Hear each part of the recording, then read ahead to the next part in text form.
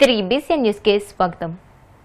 రాష్ట్రంలో కూటమి ప్రభుత్వం రెడ్ బుక్ రాజ్యాంగం అమలు చేస్తూ కక్షపూరిత రాజకీయాల్లో ఇప్పటి వరకు రాజకీయ ప్రత్యర్థులను టార్గెట్ చేసుకోగా ఇప్పుడు తాజాగా పారిశ్రామికవేత్తలను లక్ష్యంగా చేసుకుని అరాచక పాలన సాగిస్తుందని వైసీపీ రాష్ట్ర అధికార ప్రతినిధి రాజమౌళి శివప్రసాద్ రెడ్డి మండిపడ్డారు. పారిశ్రామికవేత్తలను తొలుత బెదిరించడం, ఆ తర్వాత బాధించడం, చివరకు మూసివేయించే కుట్రపూరిత విధానాలను అనుసరిస్తుందని ధ్వజమెత్తారు. కడప జిల్లా ప్రొద్దుటూరులోని క్యాంపు కార్యాలయంలో జరిగిన మీడియా సమావేశంలో ఆయన మాట్లాడారు. రాష్ట్రంలో చంద్రబాబు, లోకేష్లకు కప్పం కట్టే వాళ్లకు కమిషన్లు చెల్లించే వారికి, కాంట్రాక్టులు ఇచ్చేవారికి మాత్రమే రెడ్ కార్పెట్ వేస్తున్నారని ఆరోపించారు. క్రెడిట్ చోరీ అయిపోయిన తర్వాత ఇప్పుడు ఎక్కడికి వచ్చినారు, ప్రస్తుతం యాడికొచ్చింది ఈ పాలన అంటే గన పరిశ్రమల పైన కూడా రెడ్ బుక్ రాజ్యాంగం నడిచే కాడికి వచ్చింది. ప్రజెంట్ ఇప్పుడు ఎక్కడికి వచ్చినారు వాళ్ళంటే వాళ్ళ పాలన 2 ఏళ్లలో పారిశ్రామికవేత్తలను కూడా బెదిరించడము, బాధించడము, పరిశ్రమలను మూతేయించే పని చేసే కాడికి రెడ్ బుక్ పాలన జరుగుతుంది.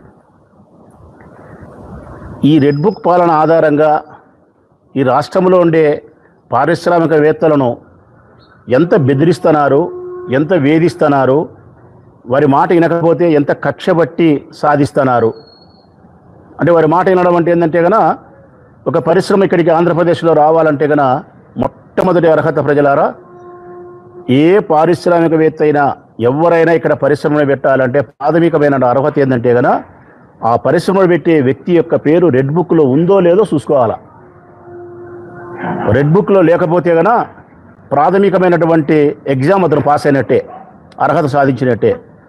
ఆ తర్వాత రెండో ఫైనల్ ఎగ్జామ్ ఏంటంటే గన ఆ పరిశ్రమకు సంబంధించిన పారిశ్రామికవేత్తలు ఎవరైనా సరే పరిశ్రమను స్థాపించాలంటే స్థానికంగా ఉండబడిన ఆ ప్రాంతంలో ఉండబడిన కూటమి యొక్క పాలకులకు, ఎమ్మెల్యేలకు, మంత్రులకు, నారా లోకేష్ గారికి, చంద్రబాబు నాయుడు గారికి వారి వారి స్థాయిని బట్టి కప్పం కట్టాల, కమిషన్ ఇవ్వాల, కాంట్రాక్టు వర్కులు ఇవ్వాల. కప్పం కట్టి కమిషన్లు ఇచ్చేదానికి సిద్ధపడి, కాంట్రాక్టులు ఇచ్చేదానికి సిద్ధపడితే గన ఇక్కడ పరిశ్రమ ప్రారంభమవుతుంది. ఇది ఈ రాష్ట్రంలో పరిశ్రమ స్థాపించడానికి కావలసినటువంటి అర్హత. ఒకవేళ వాళ్ళ మాట వినలేదనుకో, ఎవరైనా లేదనుకో, కప్పం కట్టకపోయినా, కమిషన్ లేకపోయినా, కాంట్రాక్ట్ వర్కులు లేకపోయినా, లేకుంటే రెడ్ బుక్లో వారి పేరు ఉన్నే, వైఎస్ఆర్ కాంగ్రెస్ పార్టీ సానుభూతిపరుడైనా ఈ కార్యక్రమం రెండోది చేసినారు. ఇది జరుగుతానే నెక్స్ట్ చేసిన వాళ్ళ పాలన ఏంటంటే కనుక యూట్యూబ్ ఛానల్స్ను, సోషల్ మీడియా యాక్టివ్గా ఉండేవారిపైన, అంటే ప్రశ్నించే వారిపైన, పత్రికా సంపాదకులు, జర్నలిస్టులపైన కేసులు పెట్టి బెదిరించుకునే కార్యక్రమం చేసినారు. దీని తర్వాత వాళ్ళు చేసినది, నెక్స్ట్ చేసినది ఏంటంటే వాళ్ళ పాలన కొనసాగించినది ఏంటంటే నిందారోపణలు జగన్మోహన్ రెడ్డి గారి పైన. అంటే ఉదాహరణకు ఎట్లాంటిదంటే తిరుపతి లడ్డు, గొడ్డలి, విజయవాడ బోటు, ఈ చేసిన పాలన. దీని తర్వాత వాళ్ళు చేసినది ఏంటంటే కనుక దీని తర్వాత క్రెడిట్ చోరీ. క్రెడిట్ చోరీ అయిపోయిన తర్వాత ఇప్పుడు ఎక్కడికి వచ్చినారు, ప్రస్తుతం యాడికొచ్చింది ఈ పాలన అంటే కనుక పరిశ్రమల పైన కూడా రెడ్ బుక్ రాజ్యాంగం నడిచే కాడికి వచ్చింది. ప్రజెంట్ ఇప్పుడు ఎక్కడికి వచ్చినారు వాళ్ళంటే వాళ్ళ పాలన 2 ఏళ్లలో పారిశ్రామికవేత్తలను కూడా బెదిరించడము, బాధించడము, పరిశ్రమలను మూతేయించే పని చేసే కాడికి రెడ్ బుక్ పాలన జరుగుతుంది. ఈ రెడ్ బుక్ పాలన ఆధారంగా ఈ రాష్ట్రంలో ఉండే పారిశ్రామికవేత్తలను ఎంత బెదిరిస్తున్నారు, ఎంత వేధిస్తున్నారు, వారి మాట వినకపోతే ఎంత కక్షబట్టి సాధిస్తున్నారు. అంటే వారి మాట వినడం అంటే ఏంటంటే గన ఒక పరిశ్రమ ఇక్కడికి ఆంధ్రప్రదేశ్లో రావాలంటే గన మొట్టమొదటి అర్హత ప్రజలారా, ఏ పారిశ్రామికవేత్త అయినా ఎవరైనా ఇక్కడ పరిశ్రమను పెట్టాలంటే ప్రాథమికమైన అర్హత ఏంటంటే గన ఆ పరిశ్రమను పెట్టే వ్యక్తి యొక్క పేరు రెడ్ బుక్లో ఉందో లేదో చూసుకోవాలా. రెడ్ బుక్లో లేకపోతే గన ప్రాథమికమైనటువంటి ఎగ్జామ్ అతను పాస్ అయినట్టే, అర్హత సాధించినట్టే. ఆ తర్వాత పశ్చిమ గోదావరి జిల్లా కాళ్ల మండలం కోమటిగుంట గ్రామంలో వెంచేసి ఉన్న శ్రీ దుర్గాదేవి అమ్మవారికి ఆషాఢమాసం సందర్భంగా శుక్రవారం సారె సమర్పించారు.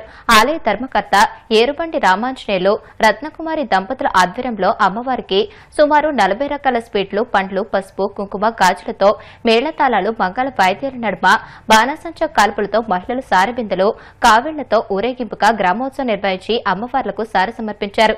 ఆషాఢమాసం సందర్భంగా పలు రకాల ఆకు, కూరగాయలతో అమ్మవారు శాకంబరిదేవి అలంకారంలో భక్తులకు దర్శనమిచ్చారు. అనంతరం ఆలయం వద్ద అన్నప్రసాద వితరణ కార్యక్రమం నిర్వహించారు. గ్రామంలో కాల్వగట్టు దగ్గర కొలువయ్యబడినటువంటి అమ్మలగన్న యమ్మ ముగురమ్మల మూలపటమ్మ భక్తులు కోరిన కోరికలు తీర్చే కల్పవల్లిగా విరాజిల్లుతున్నటువంటి శ్రీ దుర్గాదేవి అమ్మవారికి ఆషాఢ మాసంలో శుక్రవారం సందర్భంగా భక్తుల సహాయ సహకారములతో అమ్మవారికి విశేషంగా శాకాంబరి దేవిగా అలంకరణ చేయడం జరిగింది. ఆలయ శాశ్వత ధర్మకర్త భక్త శ్రీ ఇరవండి రామాంజనేయులు, శ్రీమతి రత్నకుమారి పంచ దంపతులచే మరియు భక్తులచే అమ్మవారికి ఆషాఢం సారెను కూడా సమర్పించడం జరిగింది. ఈ యొక్క గ్రామంలో కొలువైనటువంటి దుర్గాదేవి అమ్మవారికి శాకాంబరి దేవి అలంకరణలో అమ్మవారందరికీ కూడా దర్శనమిస్తున్నారు. భక్తులందరూ కూడా అనేక గ్రామాల నుంచి అమ్మవారిని దర్శించుకొని అమ్మవారి అనుగ్రహం పొందుతున్నారు. అలంకారంలో మా గురువుగారు అయినటువంటి పవన్ కుమార్ గారి ఆధ్వర్యంలో చక్కగా ఏ అలంకరణ అయినా సరే ఆయన ఎంతో దృష్టి పెట్టి అమ్మవారిని అలంకరిస్తారు. ఇక్కడి నుంచి ప్రతి గ్రామం నుంచి కూడా భక్తులు ఇక్కడ చుట్టుపక్కల అనేక మండలాల నుంచి కూడా ఇచ్చేసి అమ్మవారిని దర్శించుకుంటారు. కోరిన కోరికలు తీర్చే కల్పవల్లిగా విరలిస్తున్న శ్రీ దుర్గాదేవి అమ్మవారు ఈ నెల 24వ తేదీతో 6వ వార్షికోత్సవం కూడా జరుపుకున్నారు. ఈ 6 సంవత్సరాల నుంచి కూడా ప్రతి శుక్రవారం కూడా అమ్మవారి సన్నిధిలో అన్నప్రసాద వితరణ కూడా జరుగుతుంది. అమ్మదయ ఉంటే అన్నీ ఉన్నట్టే. ఆషాఢమాసం సందర్భంగా పశ్చిమ గోదావరి జిల్లా కాళ్ల మండలం సీసలి గ్రామంలో వేంచేసి ఉన్న గ్రామదేవత పోలేరమ్మ అమ్మవారికి సారె సమర్పించారు. గ్రామంలోని మహిళా భక్తులు రకరకాల పిండి వంటలు, పండ్లు, చీర, గాజులు, పూలు, పసుపు, కుంకుమల్లో అమ్మవారికి సారెగా సమర్పించిన అనంతరం ప్రత్యేక పూజలు చేసి గ్రామం సుభిక్షంగా ఉండాలని, కుటుంబ సభ్యులందరికీ ఆయురారోగ్యాలు, ఐశ్వర్యం కలగాలని అమ్మవారిని వేడుకున్నారు. తరువాత గ్రామ ప్రధాన వీధుల మీదుగా భక్తులు పెద్ద ఎత్తున మంగళ వాయిద్యాల నడుమ ఊరేగింపుగా గ్రామంలోని దేవాలయాల్లో సందర్శించి సారె సమర్పించారు.